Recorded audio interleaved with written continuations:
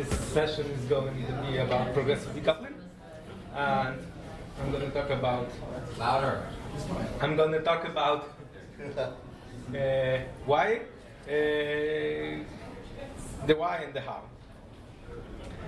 So yeah, let's start with the sponsors. So here are the silver sponsors. Thanks a lot. The gold sponsors. Oh, sorry. And the diamond sponsors. Yeah. And this is my family. So this organization is co-sponsoring this session and my contribution back. Who am I? My name is Błażej Owczarczyk. I'm as Błażej on Twitter.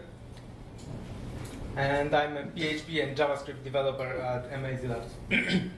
I work for the Zurich office, but I work remotely from Poland. I'm on Drupal.org for 9 years and 12 months, apparently. I checked that yesterday. And yeah, what I do? I do decoupled projects in React and Vue.js. We were doing like big decoupled, fully decoupled project in React, some small progressive decoupling in React, and big progressively decoupled project in Vue.js.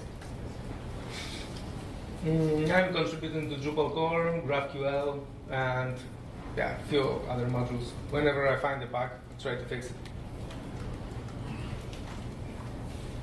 Yeah, so let's see. The presentation will be divided into two parts.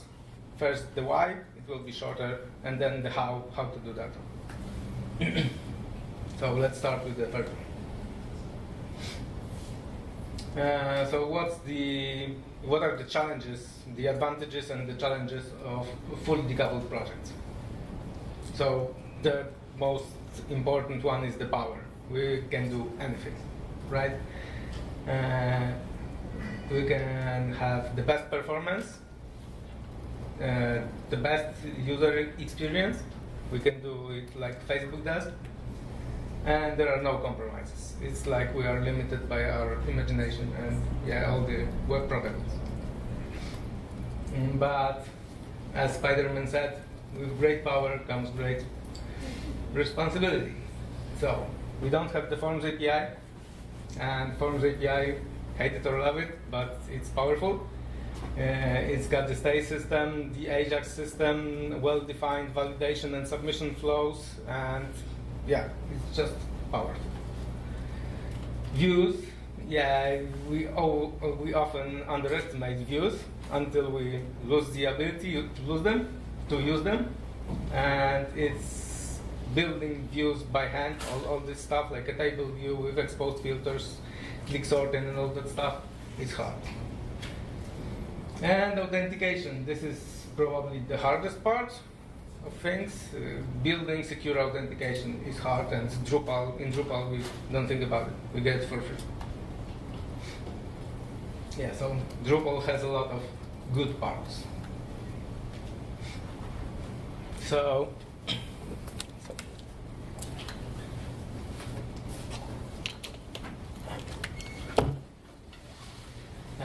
now let's check progressive decoupling. So in my opinion, it's the best of both worlds. We can use Drupal when we need it, and go decoupled when it makes sense. And when it actually makes sense,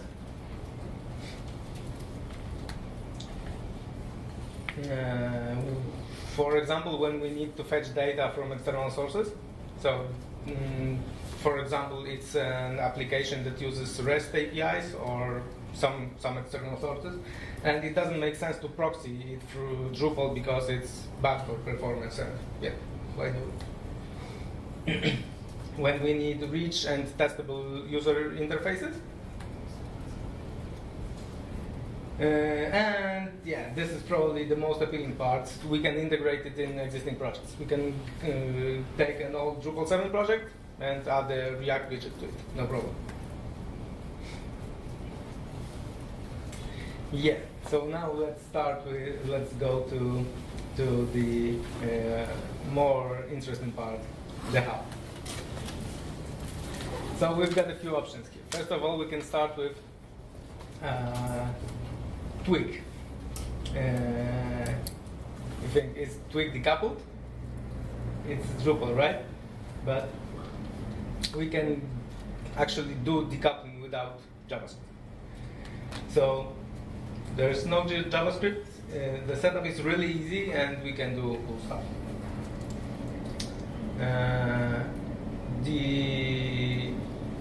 So we can start by enabling the GraphQL Twig module, and then every Twig template we've got is capable of declaring the data dependencies in a comment above the template.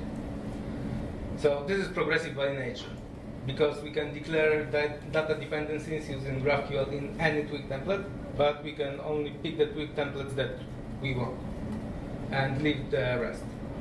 And it's created by Philip Malap, who's the maintainer of GraphQL module, and he can sing also. Yeah. So that was a short introduction for Philip. He's really excited about this module, and I am too. I think it's great, and it fits a lot of use cases. But we are all excited about JavaScript, right?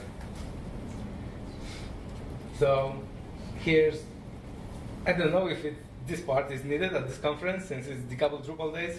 Probably everybody knows that already, but let's just quickly go through all the enhancements that went into JavaScript in ES6, ES7, and ES8.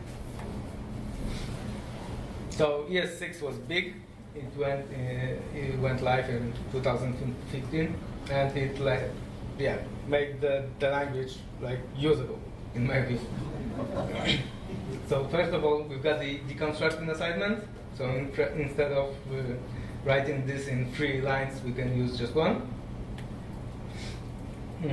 Property shorthand, so we don't need to write first name is equal to first name and last name is equal to last name, but the variable names are used as properties. The spread syntax, which allows us to merge objects really easily, and it applies to arrays too. Yeah, and default parameter values, this is really revolutionary. Who would expect a modern language to have this feature? Arrow functions, so the functions are now really compact, so it's really important in a functional language.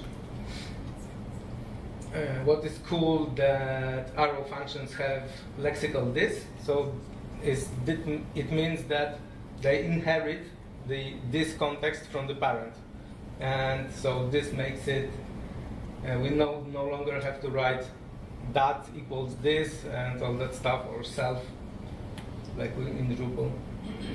Yeah, and we also have classes, which is interesting in a prototyping language, but yeah, we've got. And the template literals, which allows us to write multi-line strings. Yeah, even ES7 was a really small change. It provided the exponentiation operator and one small thing, I don't remember what. And ES8 also provided one thing. Just one, but this one is big in my opinion. So it provided the async await keyword. And they made asynchronous programming really easy, much more readable and understandable. So let's see the evolution of async code. In ES5 we had callbacks. So this is how we would set the home word of Luke Skywalker with Star Wars API, with 2 Ajax calls, one nested one inside another.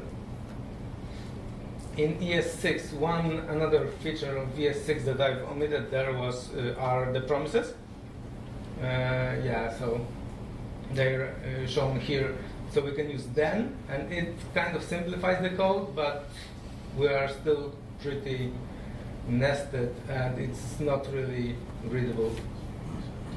And with async await, it looks like this. So asynchronous code becomes synchronous.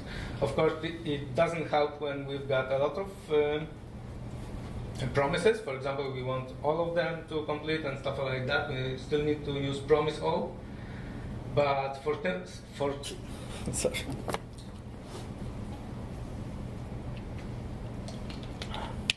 For simple cases, it really reduces the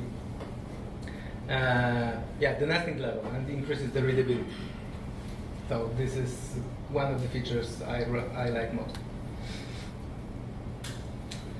So once we got through JavaScript, let's see how we can embed it in Drupal. So there was the JavaScript modernization initiative, which was really cool, and resulted in this not change request, but what's it called? Change record. Drupal core is now using ES6 for JavaScript development. It was really cool, and when I heard about it, I felt like, hey, I want to use it in my module, right?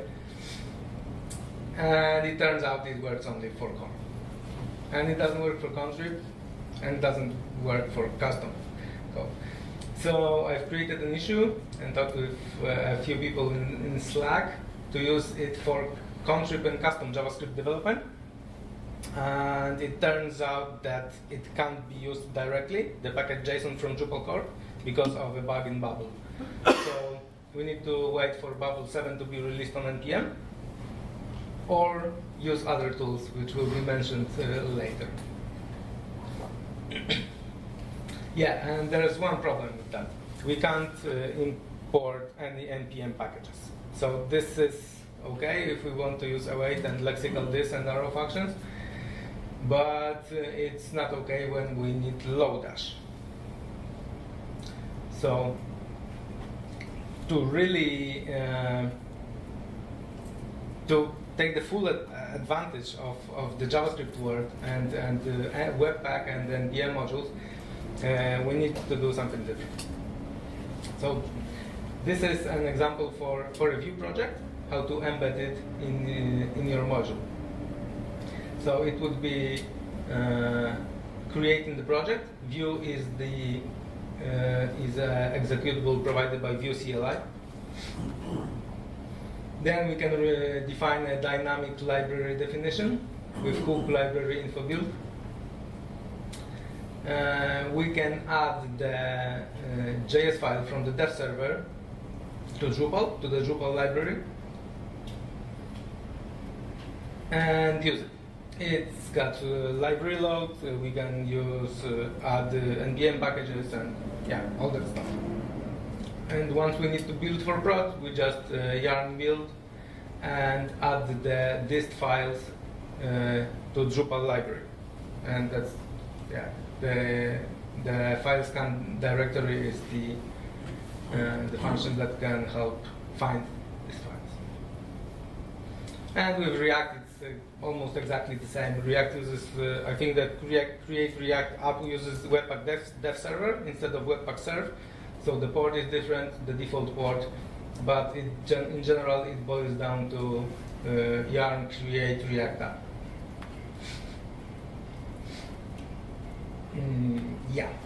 So now we've got the packages, and we've got modern JavaScript, and we've got the connect with Drupal, we've got the dev server, so we can start developing. But now we're going to need the data from Drupal. So there are a few ways that we can fetch them. The simplest way, and it's just one directional, is through Drupal settings. So we can say that our library depends on Drupal settings. Then add these settings and use them in JavaScript like we would do, in normal Drupal behaviors or stuff like that. And here's an example of a progressively decoupled widget that uses Drupal settings.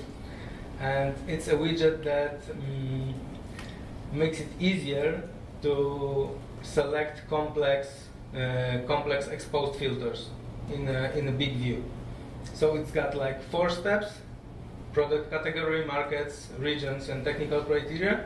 And when you finish it, it just redirects to a view with the facets pre-selected. What is cool about that is that it has 0 latency. So when you click, it changes. You can go back and it changes without any delay. So this is what the clients want often. Yeah, but one direction isn't always enough. So we want to write data, and we also often want to get complex data based on user input, for example. So for that, we can use GraphQL. And the simplest way to do that is like just the setup is to install Apollo Boost. Apollo Boost is an NPM package with Apollo pre-configured for GraphQL with simple. Apollo consists of many different layers, and these layers are just pre-configured in this package. Then we can import it along with the GQL function. And this function takes a tagged template literal with the GraphQL query we want to execute. So yeah, using it is pretty easy. Yeah, maybe let's see. In this example, we're getting the current user. Then the 3 dots says it's a fragment on user. That's just a GraphQL thing, because user technically could have other bundles. So it's the user bundle. And we're fetching the user picture with URL out and title, and using await in the end. Okay, so now let's see how we can debug that. Obviously, with the Chrome debugger, Chrome became an IDE, and it's awesome. Really. So this GIF shows like how to set the breakpoint, what data we have available. Probably you all know that, but yeah, it's always fun to watch. And maybe it's even better than Xdebug. Definitely, it's easier to set up. And Chrome also offers blackboxing, so when you are working with frameworks, it's cool because you can exclude the framework files from error reporting. So you don't see that the error happened in some file in the framework, you just see the line in your code that caused the error. Okay. Apart of that, we've got Vue.js DevTools. How many of you have used Vue? Okay, cool. So in Vue.js DevTools, it's a really powerful extension. You can see all the events, all the Vuex state if you are using it, and the component tree. So it's really nice. I would recommend that. React Developer Tools shows the component tree in React, and how many of you use React? Okay, kind of similar number. It's also okay, but I don't find it very useful personally. And Apollo Developer Tools, this is also great, especially when you have a fully decoupled project with GraphQL and you don't know which component is running which query, and you've got like 20 queries, and you don't know which one is run on which page. So this is cool. And it's got an embedded graphical, so you can run the queries against the GraphQL server, like change them and debug and stuff.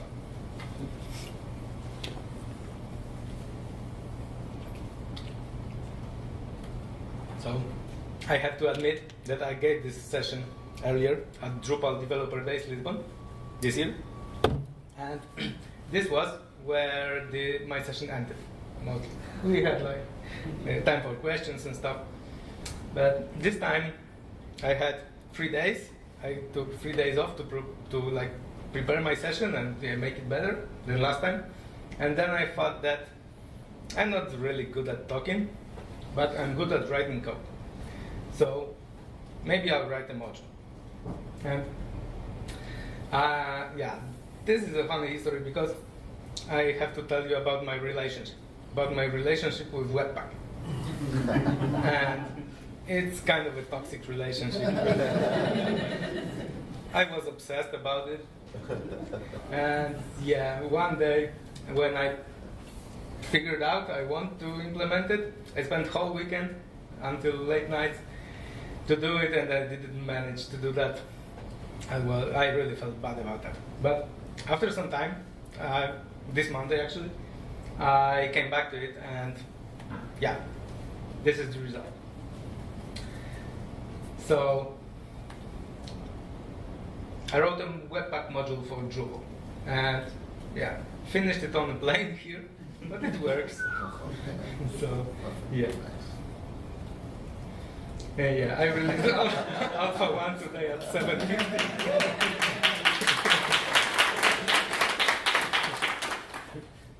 I couldn't sleep because, with my biological clock says it's 4:30 p.m. So, and it's in alpha, but I think it won't change a lot, especially the usage. So it can be used now. So how to set that? First step is to download Webpack, require the module with Composer. Then this module assumes that there is a package JSON file somewhere in the repository tree. Usually for Drupal Composer projects, it's next to the Composer JSON, side project-wide Composer JSON. But yeah, it can be also in the document root. I don't think it will be secure, but yeah, so it's better to put it next to Composer JSON. And then this Webpack module has two dependencies, Webpack and Webpack serve. So they need to be added to this project-wide package JSON. And this module, it analyzes all the Drupal libraries and looks for this highlighted part. So Webpack true. When you add Webpack true to your library, Drupal library, it will be handled by Webpack. So yeah, once you do that, you can add your dependencies to GraphQL, to the package JSON, and these dependencies, they are not related to the Webpack module itself. These can be any dependencies you need for your custom project. So yeah, you just add them to package JSON, and PHP isn't involved in that. And then you can use them. So it's snippets similar to what we've seen previously with GraphQL stuff. And the packages will be imported. I tested it. And then I've added a small plugin system that allows changing of these Webpack config. And with this plugin system, it was really easy to add Bubble. So I added another Drupal module, which is called Webpack Bubble, and it has these two yarn dependencies, npm dependencies. And after enabling that, it will automatically transpile all the libraries to ES5 or whatever you set it. It uses Bubble preset env, so it will work in Internet Explorer and all this stuff. Yeah, we can say hello to Internet Explorer from a template literal. There's a Drush command that for local development that uses Webpack serve, and live reload works with this impressive GIF. Yeah. And building on the server. There's another Drush command to actually build the dist files. Yeah, and right now they are saved in public files, so it's something that has to be done on the server. Today in the morning I thought that it would be cool to have it output the files in a place that can be under version control. So for example, this module could be used for writing libraries for contributed modules and all that stuff, so I will add that probably. But right now it needs to be done on the server because it's in the public files. So how does it work? It builds a dynamic Webpack config based on Drupal libraries, the ones that have Webpack true. And yeah, by default it builds the entry and output keys. Webpack Bubble adds the module keys, and yeah. So the config is extendable with plugins. So this is how, for example, one can add change the way that Webpack outputs the chunks.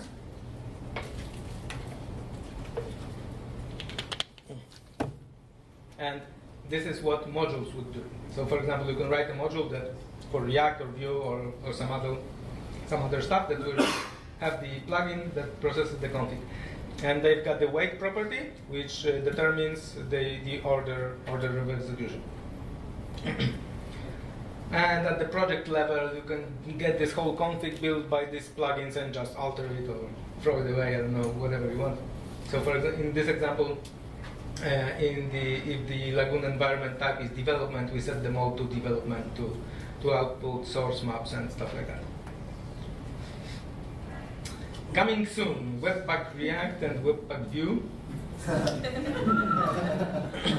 Yeah, actually, I wanted to do that on the plane, but I forgot to download some packages beforehand. So, yeah, maybe on Sunday, we'll see. I have another 11-hour flight. Yeah, and actually, that's it. So,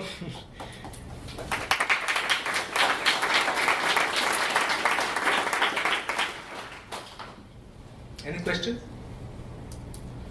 Will you be sprinting on Sunday here for Webpack, for the Webpack module, or just on the flight? I think that on the flight, maybe I could come like in the morning to coordinate and talk, because then I need to buy some stuff for my family and I'm flying in the afternoon. So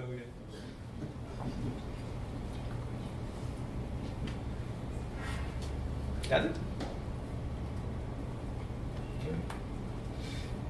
So I'm Blase on Drupal.org and OS Blase on Twitter. And thanks a lot.